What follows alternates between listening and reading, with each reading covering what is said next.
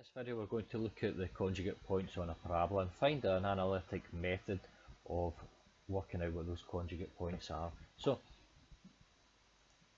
this equation here was derived in a previous video, so if you click on above just up here just now, then it'll take you through that video if you're unsure of where that equation has come from. So this really is an equation of the parabolic trajectory. So you can see it as a parabola because it's got a function of x squared as a function of x, and it's also got the constants. Okay, so it is in the form ax squared plus bx plus c. So that does indeed give us a parabola. So if you click on that there, you see that's a parabola there. And if we imagine we're standing at point O and we just throw the ball at a particular angle, so that's the angle there, alpha, then it'll go up in the air, it'll come along and it'll land somewhere down over here. Now we're not actually going to use this equation here in order to do this simulation. Okay, we'll use one that's very similar, but I'm not going to go through the derivation between them, but they're very similar equations, so we're going to use that one there. Now what we can do is we can change the launch angle of this alpha from 0 degrees all the way around to 180 degrees. So we can do that there simply with this alpha here. Okay, so if we start off at 0 degrees, right, we've got nothing to show here. As we move up, as the angle increases, the ball's going to land further and further along the x-axis, along to the right, until eventually you hit a certain point at which pi by 4, which is 45 degrees, when we've reached our maximum distance here. Now if we were to keep increasing it, then the height of the ball would increase and the ball would just land closer to us, until eventually we could fire the ball straight up into the air, and then it would just come straight back down again. And then we could go around the other 90 degrees and we could launch the ball in the opposite direction all the way along until eventually, again, it just disappears. So I'll let that play out so you can see that there. Okay. Now we'll have a wee look at a parabola, what a parabola is first, just a little bit of revision here. So if that's a parabola there, then we can define a parabola in terms of a focal point and a directrix, and it's best seen just by the example. So if we take a focal point here, okay, so that's a focal point for this parabola, and we can define a line as well called the directrix. So that's the directrix of the parabola, and the idea is that the distance between the directrix in the parabola and the focal point in the parabola are equal, okay, and those equidistant points map out the locus of points, which is in fact a parabola. So lots of words, but it's best seen by an example. So if we were to put in this line here to there, and we'll join around this line up here as well. Let's see, point there. Okay, so that's that point there. So what we're saying is that this distance here is the same as that distance there. Okay, and we can see that if we sweep the value around the parabola, so we sweep that round, you'll see that these purple lines, the line from the focus here down to the point of the parabola, and the point of the parabola up to the directrix, that line there is always equal to that line there, and the parabola is the unique shape that has that as a particular geometric description. So I'll leave that as is.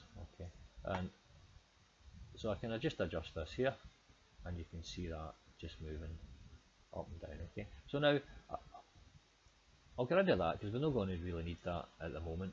I'll just take these off. We'll just leave the focal point here. Now what we're interested in is the the point on the curve up here, which is going to give us the conjugate point. Okay, so it turns out, and we'll see from the derivations we're going to do, that in order to get the conjugate points on this curve, I mean it's conjugate to this point here, so we're looking for the points that are conjugate to this origin where we throw the ball.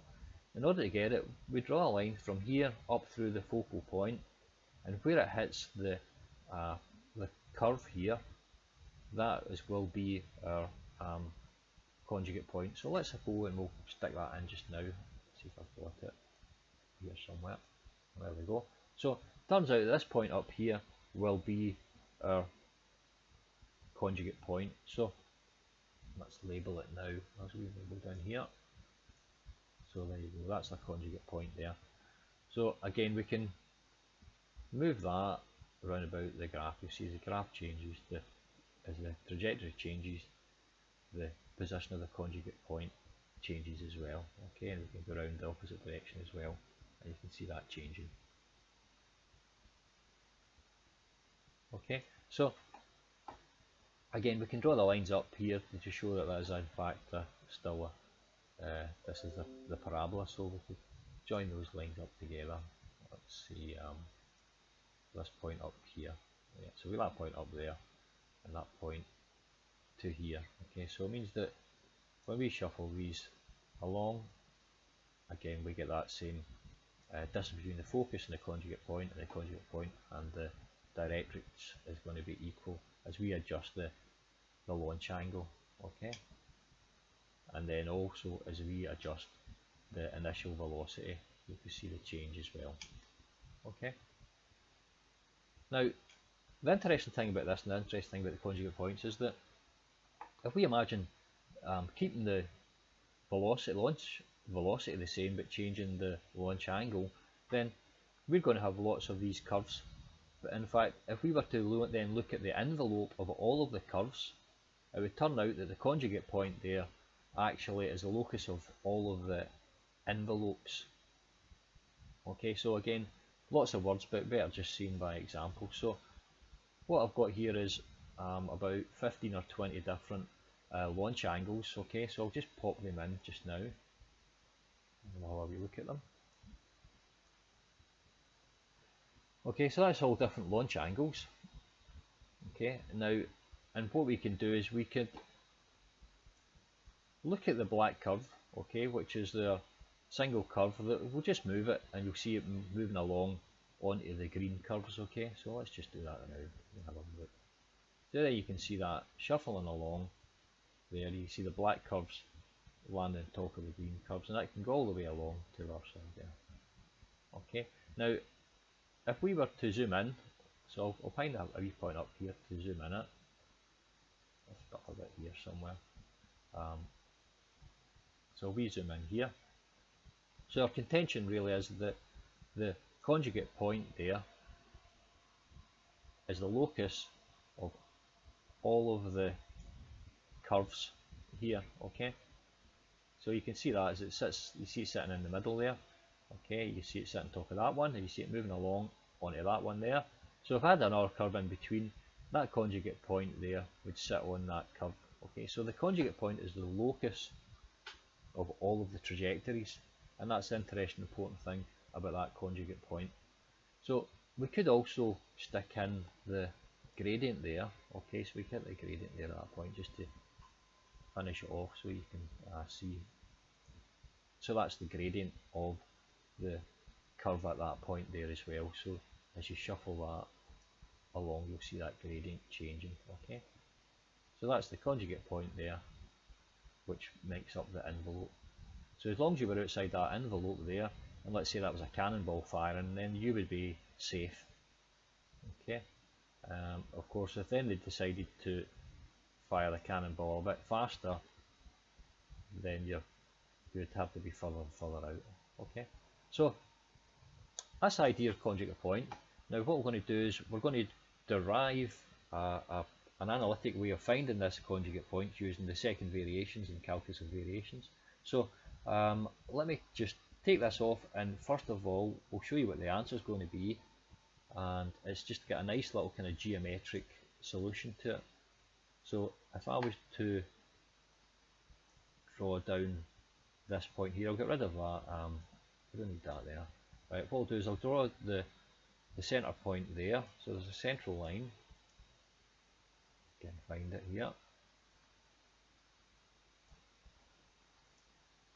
Alright, that's okay. So there's a central line here, so that's just the centre point of the curve. Okay, so it's symmetrical along that line. Now if I draw that little line here, I'll zoom in a bit. Okay, so we've got can maybe get a different size here as well.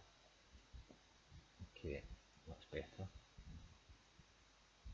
Right, so it turns out that the conjugate point in the equation we're going to derive is this distance here from the point of trajectory to the centre point of symmetry of the parabola.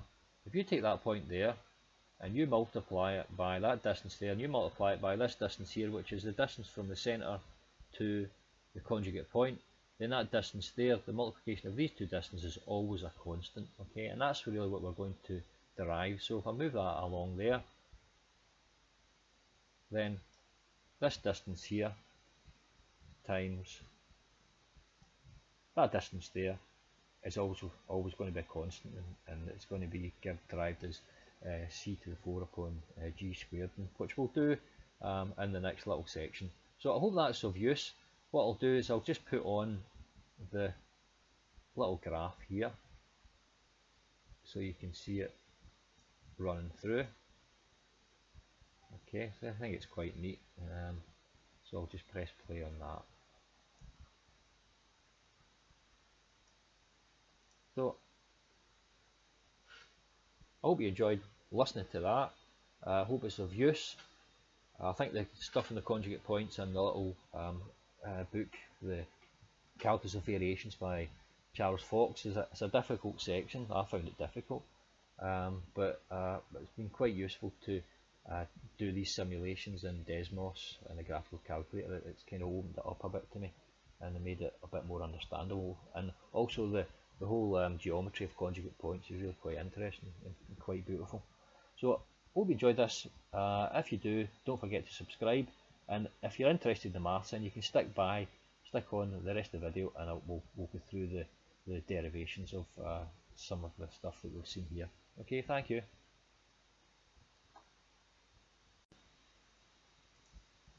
I said that the x times x minus d is a constant. It's not constant, it's just equal to the value c to the 4 upon 2g. So this is the original equation that we derived in order to work out the projectile motion of a ball being thrown. So if you haven't seen that before, you can click on the above and that will give you the derivation of that.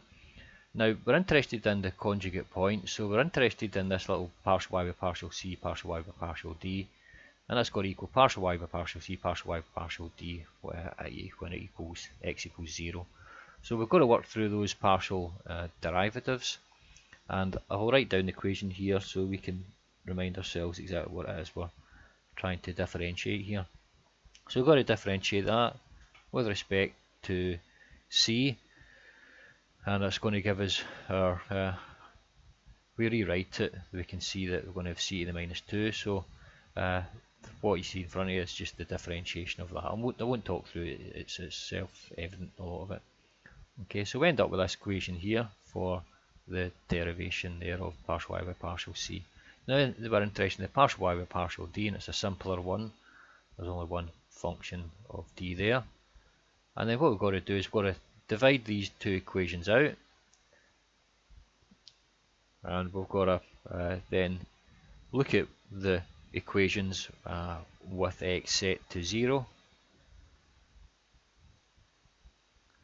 Now what we've got to do, we've got to simplify these equations out, and I've not gone through the full simplification, it's just a bit tedious, but the final answer is